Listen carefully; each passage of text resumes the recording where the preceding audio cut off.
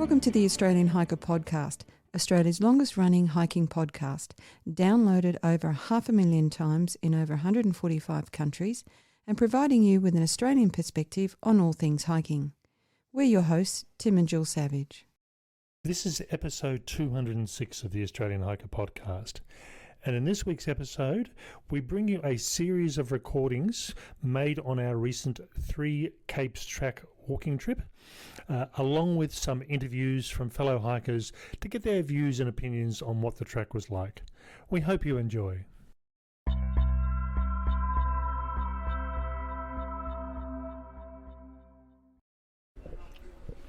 It's 3:30 on Thursday the 23rd of November and we're here in the lounge at Canberra Airport just waiting for our flight. I must admit the last flights I had were down to Tasmania a few months ago, but I think for some reason I felt a bit happier about flying this time. Certainly with the re-emergence of COVID again, it's sort of a bit funny sort of wearing masks in the lounge and also being more conscious of what's going on at the moment. So we're just waiting for our flight. Nice and warm in Canberra today, 27 degrees, and looking forward to the cooler weather in Tasmania. It's almost 11 o'clock. We're here in Hobart at our hotel.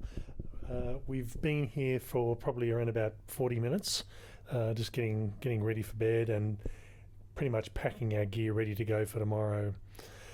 Long day or long afternoon, getting through from Canberra to Melbourne and then Melbourne to Hobart. So I think we're both pretty tired at the moment.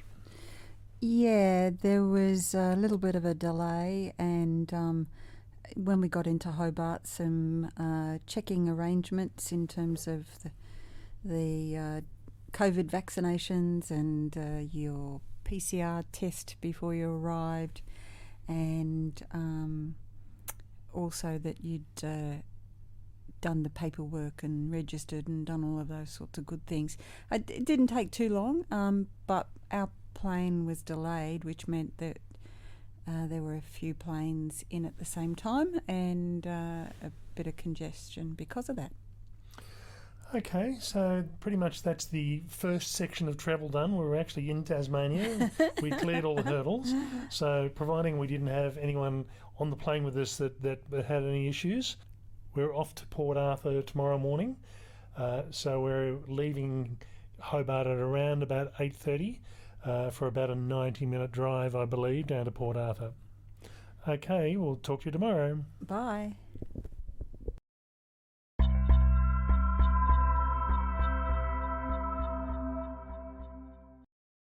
It's Friday 24th of December, Christmas Eve.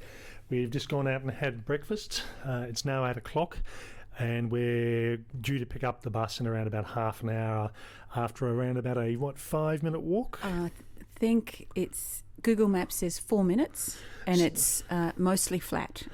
So we're basically just doing the last final bit of packing and using the facilities, and then we'll sort of head off and walk down the road to pick up our bus. As usual, we left our hotel this morning, had a very short walk, and found a batch of cafes in a place called Salamanca Square, and had a lovely little breakfast. So it worked out quite well. It's almost a bit like planes, trains and automobiles, this one at the moment. So we're heading down to Port Arthur. Our ferry across to the trailhead is not until this afternoon, so by the time we get there, it'll give us a good opportunity to have a look around Port Arthur, have a lunch before we head over. Yeah, looking forward to the day. It looks like a lovely day, and just in, it's still, as Tim said, 8 o'clock, so still early. Lots of people out and about in Hobart and in and around the pier. So everyone doing the right thing. We've all got masks on and people keeping their distance and lots of check-ins. But yeah, I think it's going well.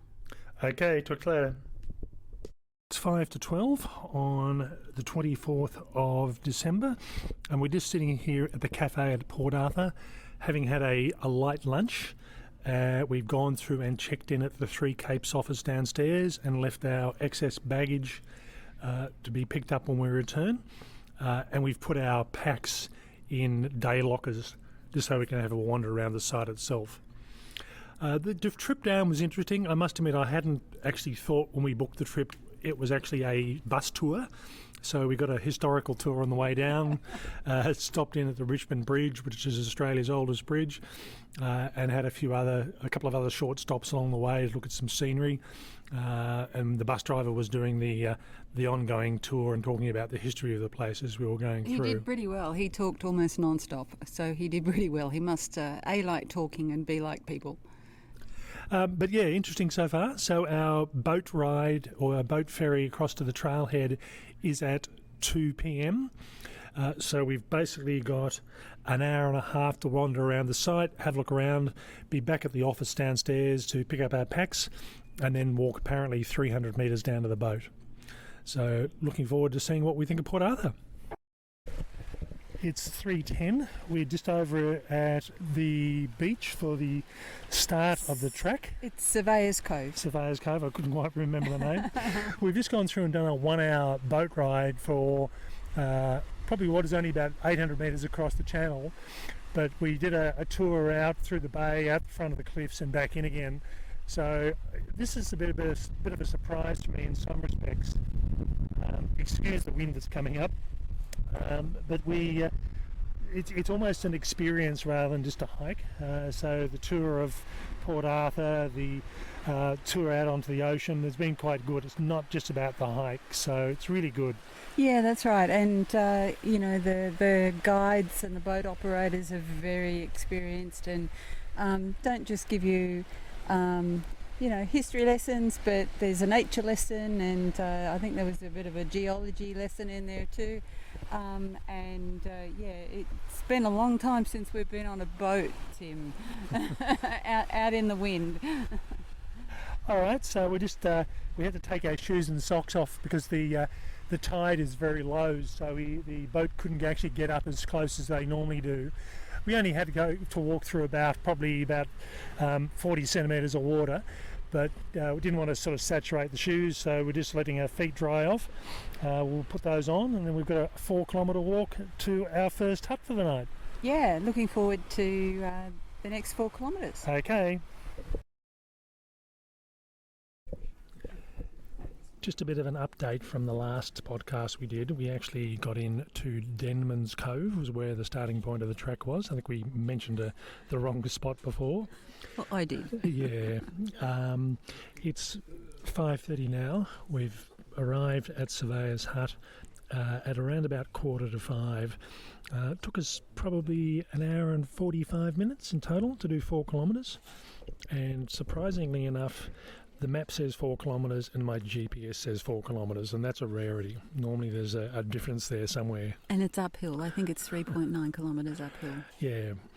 I think this is one of the things with this hut. I had a preconception that it was relatively flat, being on top of a cliff, but there are mountains involved. You have to get there. We have to get there, yeah. There are mountains involved, and the last day itself is actually is the highest climb, but it's also we've got pretty much the whole day to do 14 kilometres.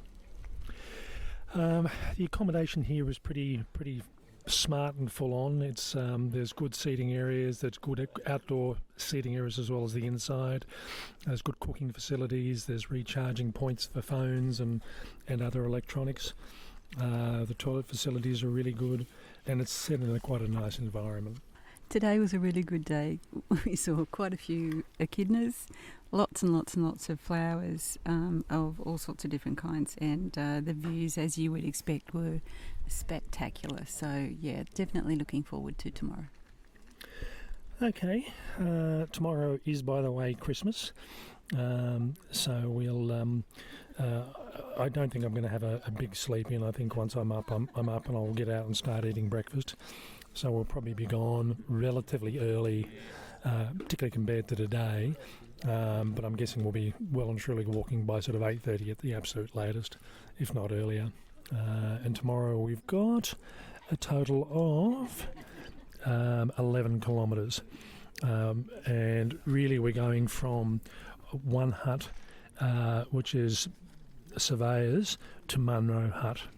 There are a couple of high points there, but again, it's pretty much the whole day to get there. Those 11 kilometres, so it's not going to be a particularly stressful sort of day. But yeah, I think if we finish the hike on today, it'll be really good just with what we've seen so far. It's a really good environment, lots of animals, lots of wildflowers. Okay, talk to you later.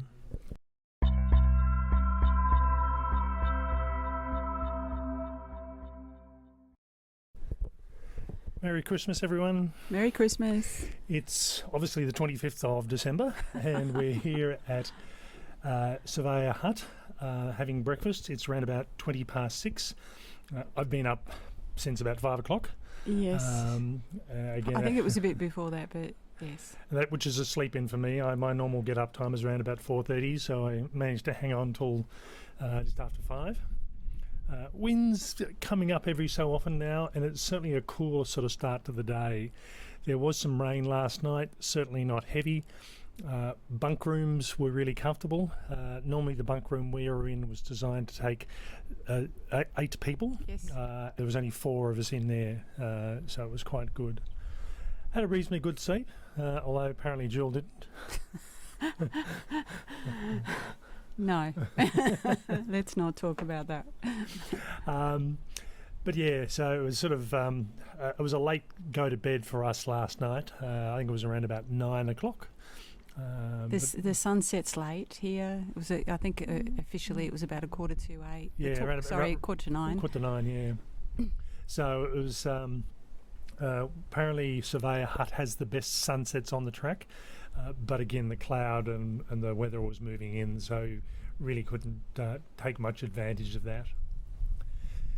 Today we've got 11 kilometres, so we go from 4 kilometres yesterday to 11 kilometres, and we're going to Munro Hut, I think it is, and that's the hut where we base our walk right out to the end of the long cape.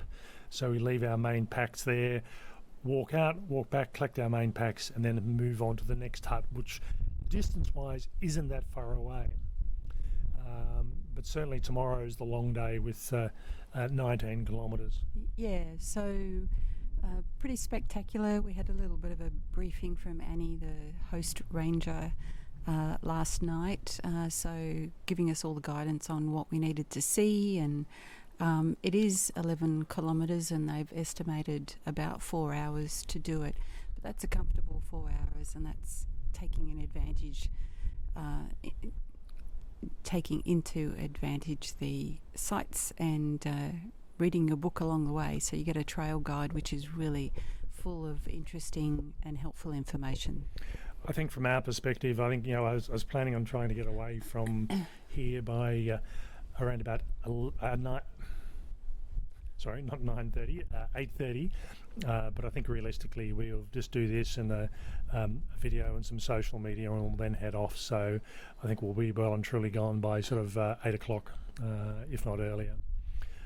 Always good to get out on the trail early, less people around, and I think most of the others are just starting to get up now. So I think many other people are starting to talk about leaving at 8 onwards. But I think there'll be a number of people that won't leave until 9:30. I must admit I'd rather get to the next hut, get settled in, and then we can just relax and cruise around for the rest of the day. Okay, hope everyone's having a great Christmas, whether you're on trail or not, and that Santa's been good to you in the hiking department. Talk to you later on. It's 8:30. We've been going on the trail for just on an hour. Mind you, we were stopped and talked to a couple for around about 20 minutes or so. And we've just stopped at one of the artworks along the way just to have a quick snack.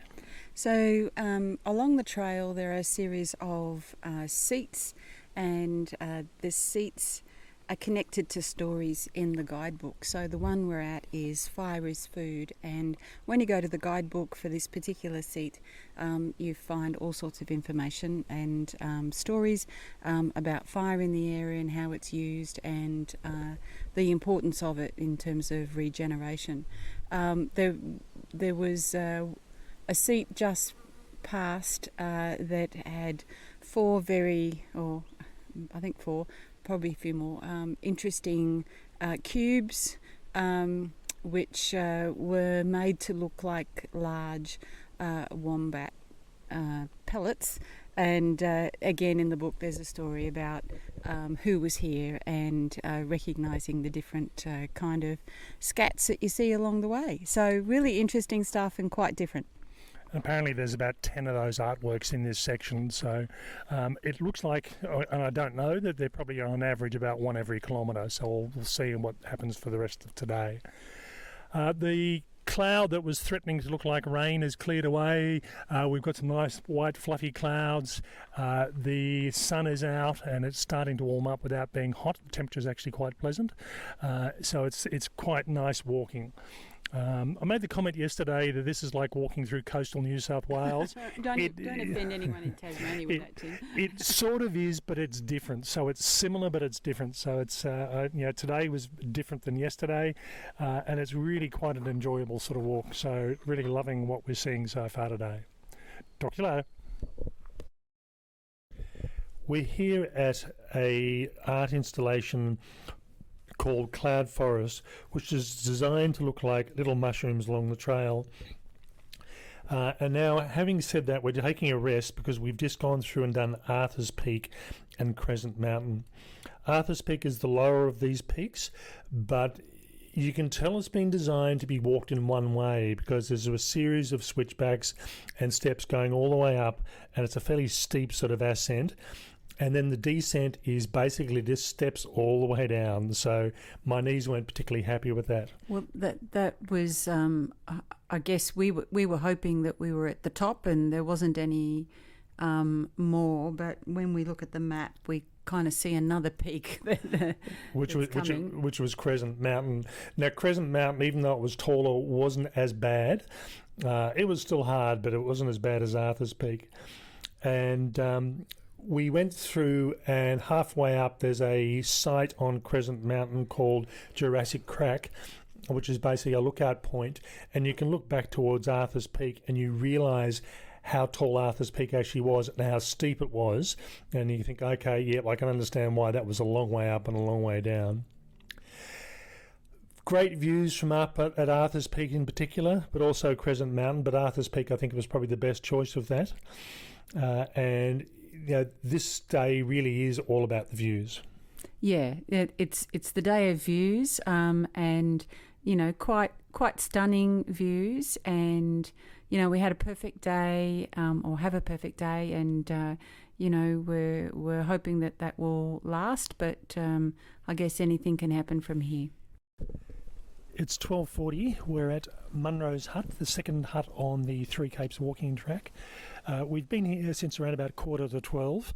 So it took us around about 4 hours in total to walk this trip.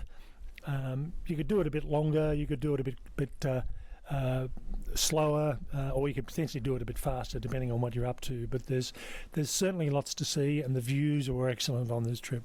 Yeah, I think today was, for me, all about the views, and just every time you looked up or came to a place to sit, you could just see the most amazing views. So very, very spectacular. This hut is same structure or same sort of infrastructure as the previous hut as surveyors, but it's laid out slightly differently. And in some respect, I think it's because we are on the top of a cliff looking down onto ocean, almost very directly. We can see water virtually straight down the cliff and the hills from where we're sitting now. It's laid out slightly differently, and I think in some respect it has a better feel than surveyors. And not to take away from surveyors, but I think because this one's so close to the ocean and you're getting so much blue water through the trees, it's quite an amazing area to sit and just relax. Yeah, I think it's quite a different landscape as well, and that sort of makes the difference. So, but even here the views are very stunning. Okay, so we're just going to have a lazy afternoon, or lazy Christmas afternoon for that matter, just relaxing. I think it'll be a slightly earlier night than last night. One thing with this area is the toilets are a long walk from the sleeping cabins, so it's almost hold it or expect to have a 500-metre walk to the toilets. Oh, that's just terrible for you, Tim. Okay, bye. Good evening. It's 6:59 on Christmas Day. We've had our dinner. We've gotten ourselves organised for tomorrow's hike out to the end of the peninsula, or the Cape in this case, and we are just finishing up for the end of the day, probably for an early bed. Maybe not this early, but certainly not as late as we had last night. Now, a couple of things tomorrow. This site is supposedly where the best sunrises are. So the plan is to go up to the helipad near the toilets, which is apparently the best place to see the sunrises. And this is all assuming it's not raining and the conditions are all good and not cloudy, but we'll see how we go. From there, we're going to have an early start. I think the plan is to actually probably head off by 6:30 at the latest, if not earlier. We've supposedly got a 6 to 7 hour day tomorrow, and that includes an hour from here to the last hut. We'll drop off Gill's pack, and we're just taking my pack, which is a 33-litre pack with whatever goods we need for tomorrow, just to minimise carrying the heavy gear. There is a gear storage shed not far from where we are at the moment, so we've virtually walked down the track about 90 metres, and there's a gear storage shed to put the packs off, because we couldn't quite work out what was happening today. Everyone seemed to be coming back from this hike with their full packs. We thought there must be somewhere to put the packs when people are heading out. Yeah, and then when we got the briefing at the end of the day from the host ranger, we realised that there was a little storage room that we could use. So that's going to make it a lot easier tomorrow.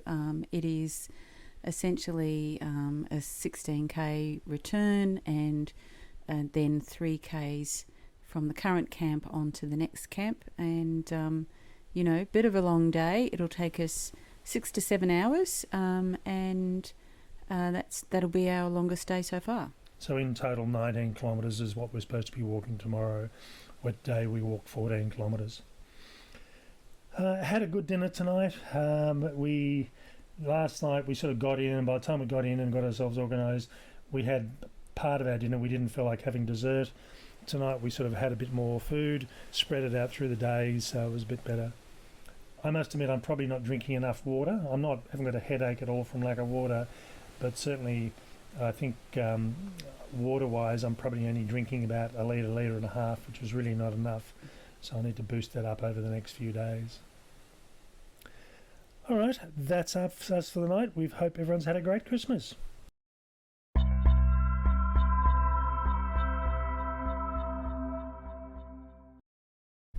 Good morning. It's 26th of December. It's the third walking day on our Three Capes walking track trip. And today we're coming out to one of the capes, and this is a bit of an odd one. So we stayed at Munro Hut last night. We've got a 7k walk out to the headland, and then we have 7k walk back to the hut, and then another hour walk on to the next hut for tonight. All up, this trip is supposed to take us around about 6 to 7 hours, so we'll see how we go. We talked to a couple yesterday who were at the hut when we got there. They took 4 hours to get out and back, but I think they were moving pretty quickly. We left the hut this morning at 6:07. We had gotten up early to take a photo of the sunrise. Didn't work out. Didn't work out, no. I got up to go to the toilet at 4:10. Wasn't a cloud in the sky.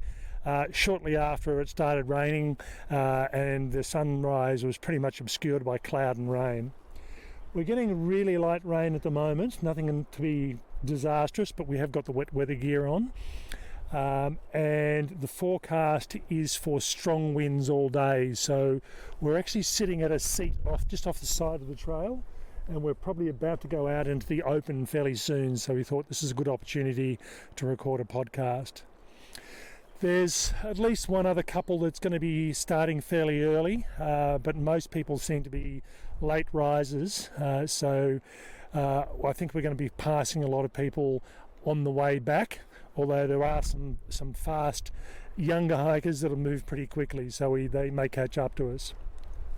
Yeah, so it's going to be an interesting day. The rain's not so much of an issue, but we are forecast for 40-kilometre winds, and I guess we're heading to a headland, and that's going to make it pretty interesting in terms of navigating, and from what I understand it gets pretty gusty, and also there's some quite narrow pieces along there as well. So we'll see what happens.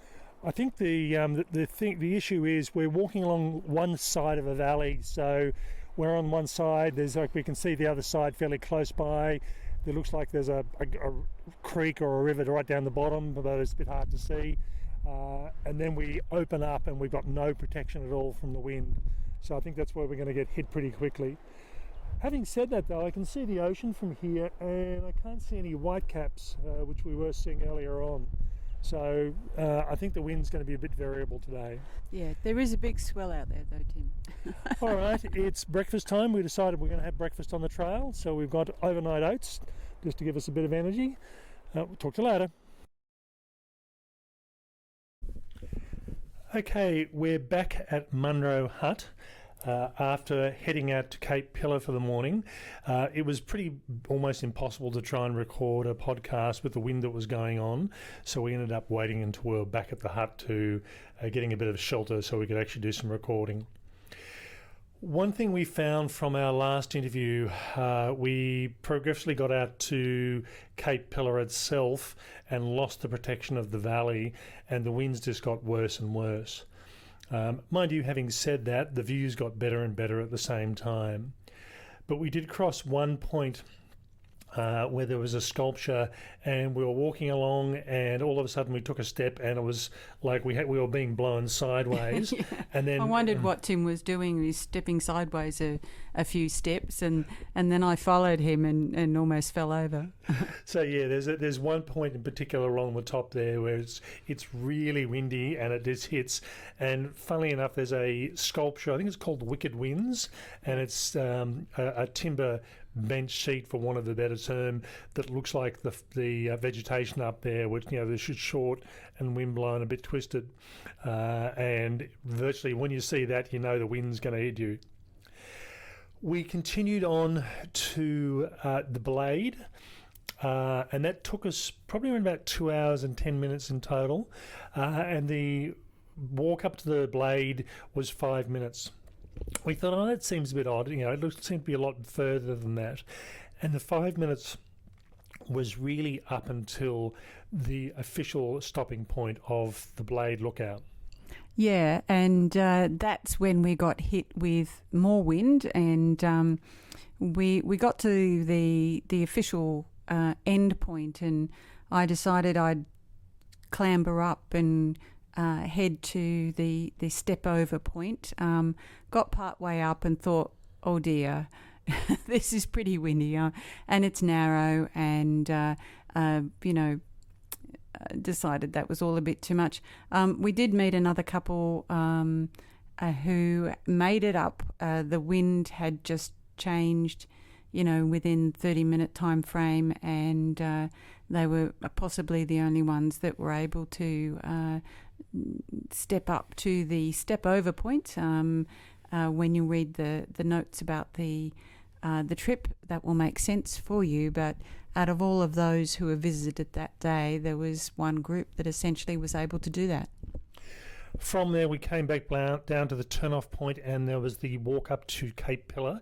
Now, that was supposed to be 45 minutes return. It didn't take us that long, but it gave us an indication. It wasn't a steep incline up. And I was almost thinking, is it going to be worthwhile? But we decided to do it anyway, because that was formerly part of the track. And we're glad we did, because we came to a couple of turns which were really quite good. One was called Seal Spa, and you don't know that until you get there. There's some 3 benches that I think are supposed to look like lounging seals. And there again, there's an engraved rock which says this is a seal spa. And then you're looking over to Tasman Island and out to the Blade itself. And this is probably the best views you're going to get of that area, looking towards them. So definitely worthwhile going to that point in particular rather than just skipping past it. Bit further along, we came to another lookout point, or another a side point called the Chasm, and you take a very short detour off trail. It's almost a loop that's only about 10 metres from the main trail, and there's this big chasm in the rock face. Yeah, that's really amazing, and it's just sheer and almost precise in terms of its structure and how the gap in the dolerite has been created through the years. From there was one last final short visit up to Cape Pillar. From there was one final walk up to Cape Pillar, which was their last official walk. I don't think it was as good as Seal Spa, but again, it provided a different point of perspective, looking over towards Tasman Island and back towards the Blade itself. We did then did the turnaround and made our way back, and realistically, it probably took us about 2 hours, 2.5 hours to get out there and look around. And then the return trip, I think we got back probably in around about 4.5 hours in total. So again, on the return trip, it was much quicker. The return trip always is quicker. Yeah. I don't know why. And we passed everybody else who was making their way out, including another private group that was also out there as well. And we got rain, more wind, and occasional sun, and it really was all seasons in one day, with the exception of snow. So that was a good point. We then repacked. After picking up our packs back at Munro Hut, we repacked everything back to where it should be. We had a short lunch and then made our way to Retakuna Hut. That's a hard one to pronounce without having the name in front of you. The walk itself was supposed to take an hour. I think it probably took about 45 minutes. Yep. Again, it was sort of backtracking to the main trail, and then supposedly it was about 10 minutes once you get back to the turn-off, and that was pretty much about right. Retakuna Hut is, again, built on the same sort of model and design as the other 2 huts, but each of the huts tends to be set out depending on what the landscape is dictating, so it's all a slightly different shape. Nice hut, great ranger again, and we made use of the indoor kitchen areas which had the pellet heaters, so that was really good. Yeah, it was a bit cold by the time we got back, and it just got colder and colder and colder. We're here at the third and final hut on the Three Capes walking track, and we're just cornering a couple of hikers to get their views and opinions on what they think of the track. So in our first interview, I'll get the hikers to introduce themselves, and I'll ask them some questions about what they're thinking about what they've seen so far. So, hi, my name's John. We've really enjoyed the track for the last 3 days.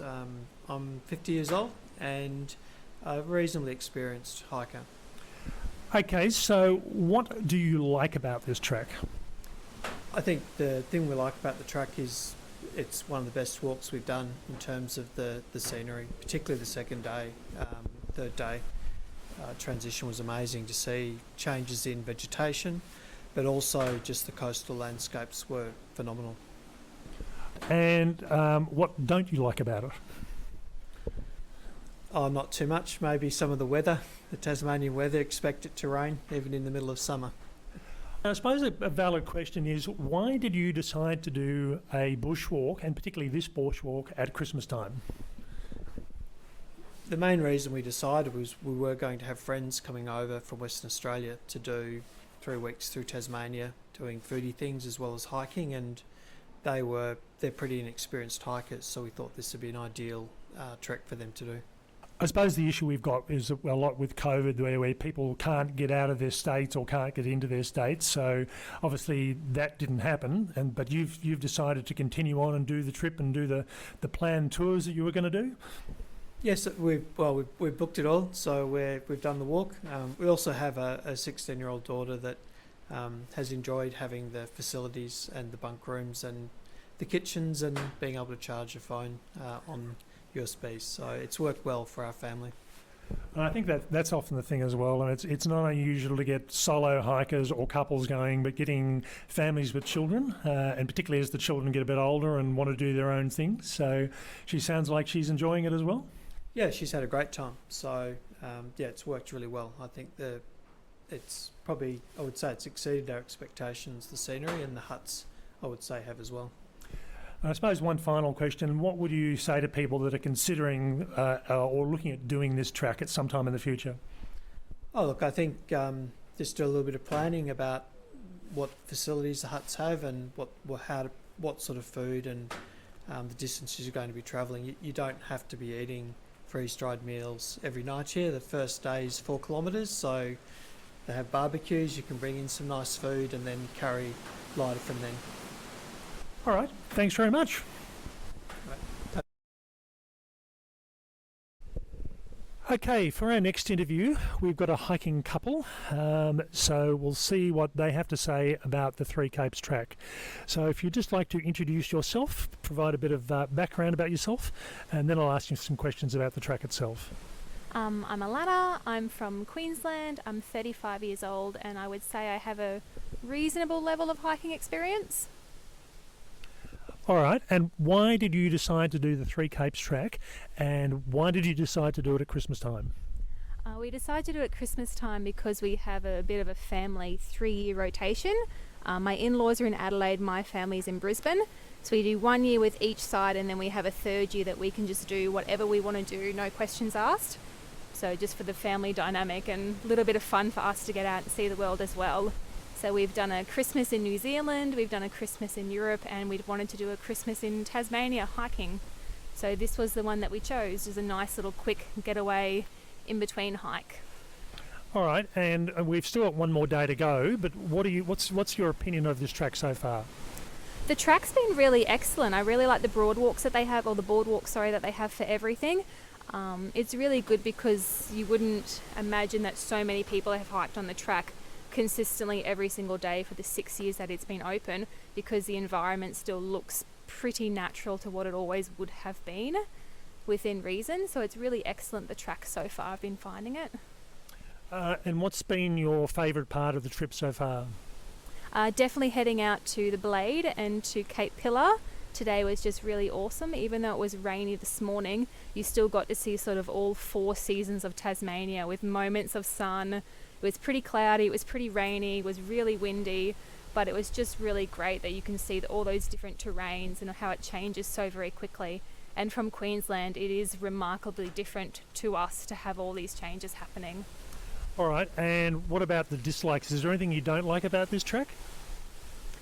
No, I would say it's pretty reasonable so far. I think the first day only being 4 kilometres could have maybe extended it a little bit further, or perhaps even that it would have been good for maybe beginner hikers to have indication marks of you've got 5k to go until you're at the next hut on either side, because that way people that are a little bit unconfident, not so sure about themselves, can go, oh yep, I've got this far to go, instead of having it be you've got 1 hour of hiking. You don't really know what that hour is or who they've measured that to, what the kilometre an hour is. So I think maybe just some distant indicators could have helped. But I've really liked the story, and the sculpture walk they've had along the way has been really interesting. The boardwalks have been good. So even the track where it's been gravel and dirt's been really well maintained as well. And would you recommend it to anyone else that was thinking about doing it? Yeah, I would. I really would recommend it. So definitely need to have a little bit of experience, at least with hiking distances, and particularly packing your gear as well and knowing your layering for your 4 seasons in one day. But yeah, I would definitely say it's a very doable track for people with, a easy to moderate amount of hiking experience. Okay. Now we're going to swap over and talk to... I am Michael. and I'm also from Queensland. I'm Lana's husband. A bit of hiking experience. Been doing it since I've been a teenager. I've done a couple of multi-day ones, but not as extensive as this one. This is the first one they've done as an extensive, multi-day. And so I was going to say, it's a really unique situation that you guys have got the 3-year rotation with family Christmases. We could never quite work that out to the point where you used to tell people we were going away and hide at home sometimes. But I think the way you've organised this works out really well. So what's been your view of the track so far? Well, because the track's so well maintained, it makes it so much easier to navigate. There's no way you can get lost. Have you enjoyed the environment and the views? Oh, the environment changes all the time, so you end up with something totally different, from rainforest to scrubland to coastal to, it's a bit of everything. It's actually quite good to wander through something different every couple of kilometres. It's not always the same thing, so, and the viewpoints and everything else are really good too. I must admit, for me, this is not what I consider to be Tasmanian hiking, because it is coastal. It's very different to what I'm used to in the temperate rainforests, and I must admit I'm really enjoying it so far. Now, is there anything you don't like about this track? Oh, what I don't like. I think even though today, the third day, you're going out to the Cape Pillar and all that is really good to go without your pack. But when you go do that last couple of kilometres, your pack feels like it's gained an extra 20 kilos when it hasn't. Yeah, I think that's the thing. Most people were doing that walk today with either no packs or they were carrying very small day packs just to keep them safe and happy. And then, as you say, come and pick up the full packs and walk on to the next hut. And again, like your wife, would you recommend this walk to people wanting to looking at doing it?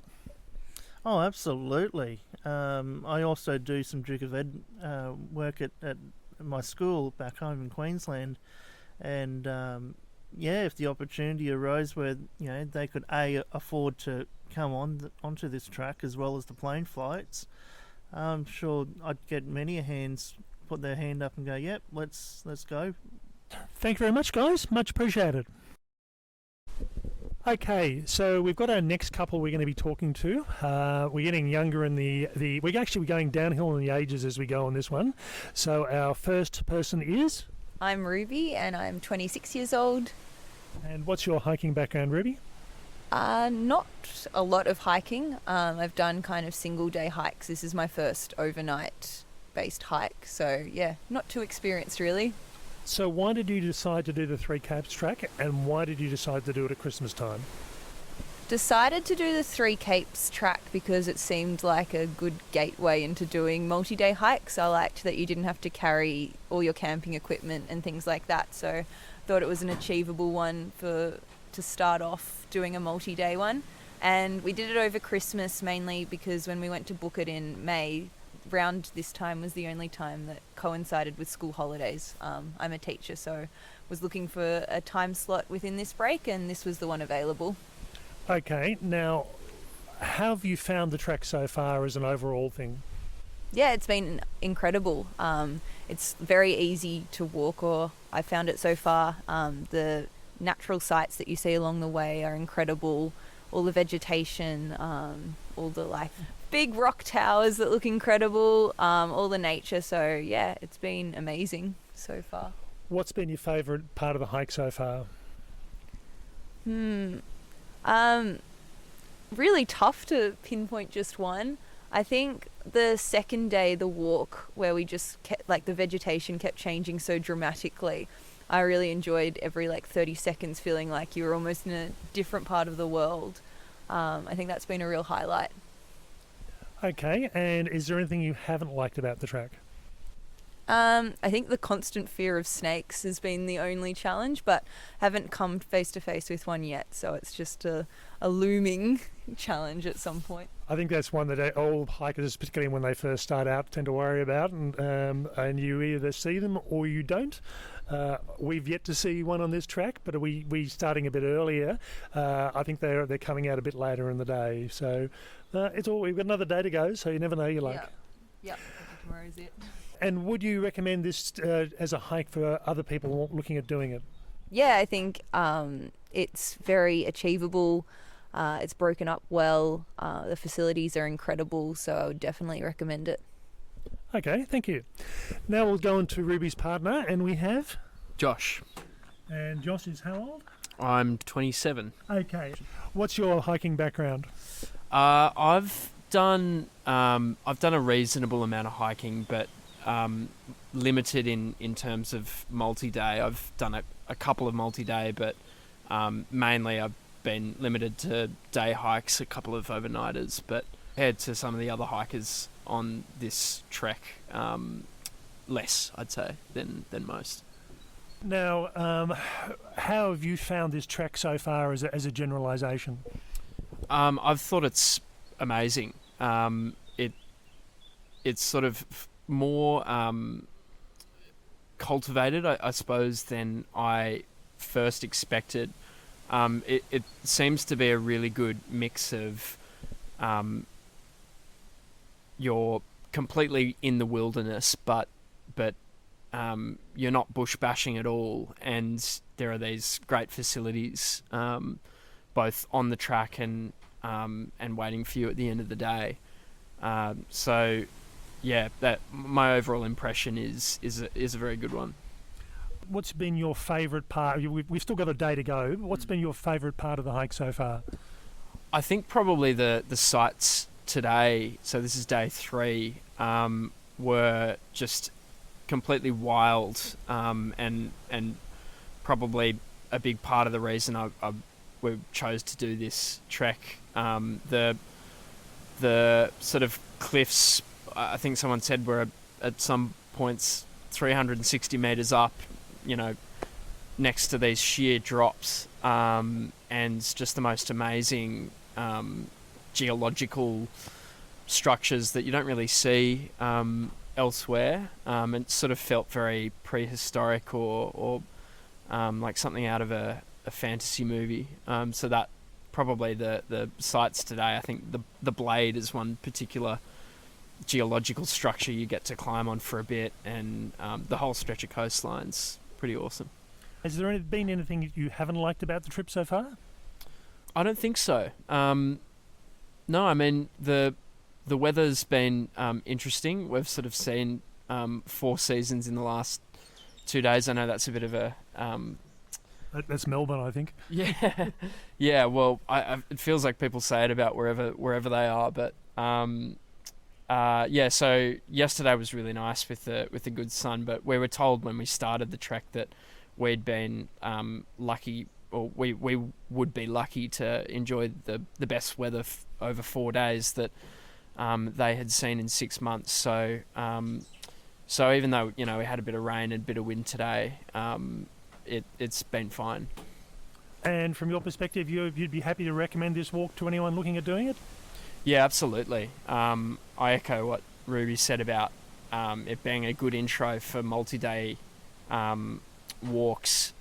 So and I think the range of experience from all of the hikers who are doing this with us is testament to the fact that it's suitable for all levels, and there's something in it for everyone.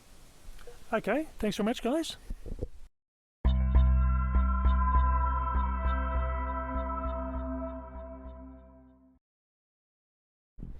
Good morning. It's Monday the 27th of December and the last day of our walk on the Three Capes walking track.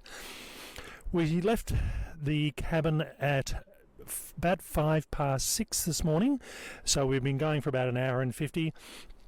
Just come out of a rainforest area, which we'll talk about in a moment, into a drier sort of climate, and we're sitting Probably around about 10 metres back from the cliff at a seating area and one of the many sculptures along the trail.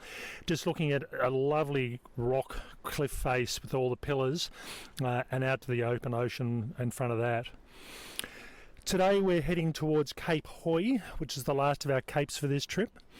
And this trip was roughly 14 kilometres and is supposed to take us 6 to 7 hours. We decided to leave a bit earlier, A, because we were up and awake, but also we didn't want to have to rush it because we are due to meet a bus at 2:30 this afternoon, and if we miss that, it's going to throw all our scheduling out for the rest of the day.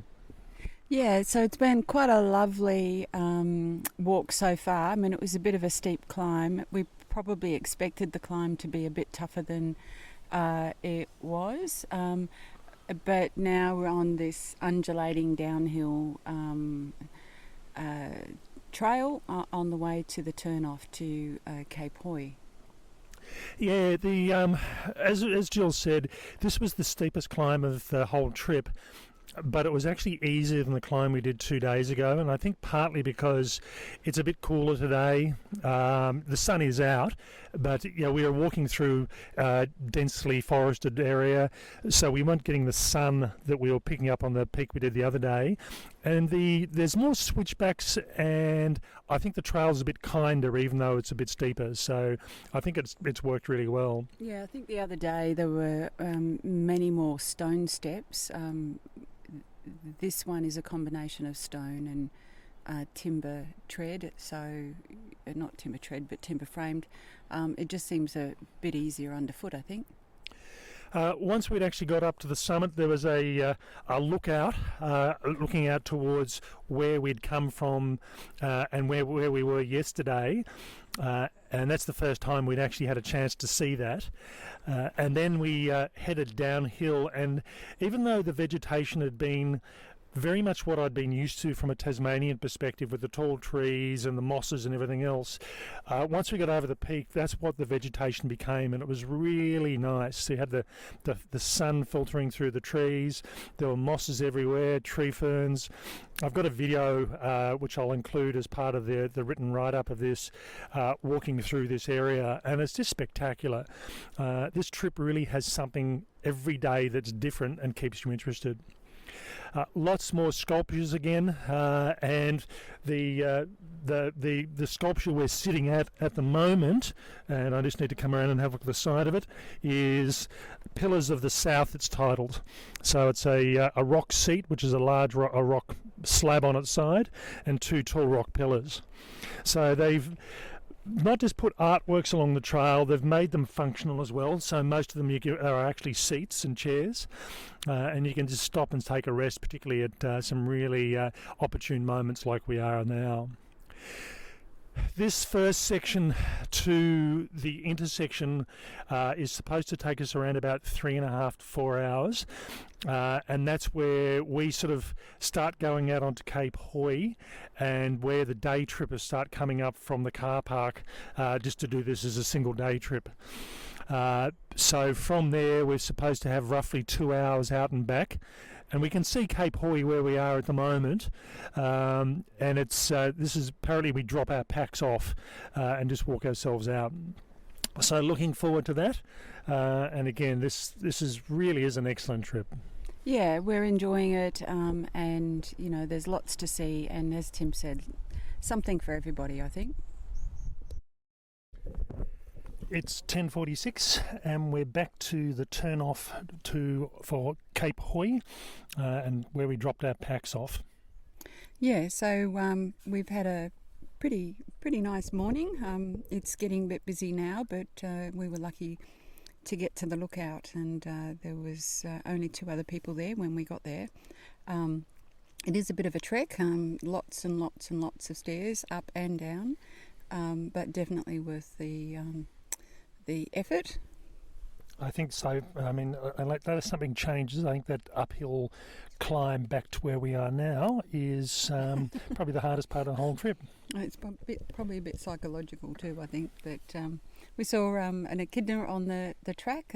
That's attracted a lot of attention, so it wasn't too fussed by the walkers and the hikers.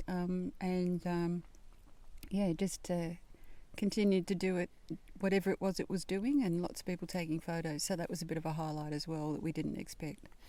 The area we're dropping the packs off at is just a small little alcove area with some seating just off the side of the trail.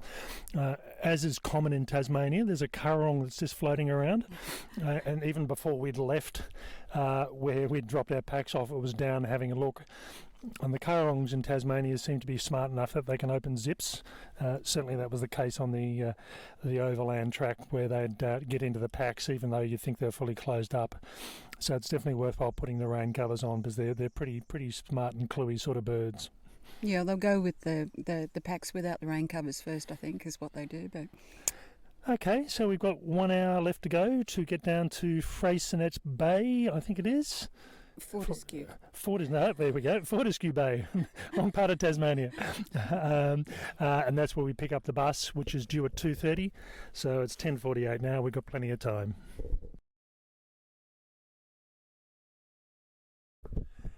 So we hope that's given you a bit of an overview of what we were feeling and what we were thinking as we were going through and doing our hike, in addition to the interviews that we recorded towards the end. Now, admittedly, they were done on day 3 and day 4 hadn't been completed yet, but it'll give you a good understanding of how both we and other people found this hike, and it was pretty positive overall. In next week's episode, Expectations versus Reality, we're going to go through and discuss how we thought the hike would go, talking about how it actually went, and then what we learned from the actual trip itself. I think having done the trip now, we are able to make a series of recommendations to get the most out of this trip. And at the time of the 3rd episode being released on the Three Capes track, the written review will also be done that will provide the visual images and all the facts and figures and all the information that will help as you follow along with that episode. Okay, that's all for this week. Bye for now. And bye from me.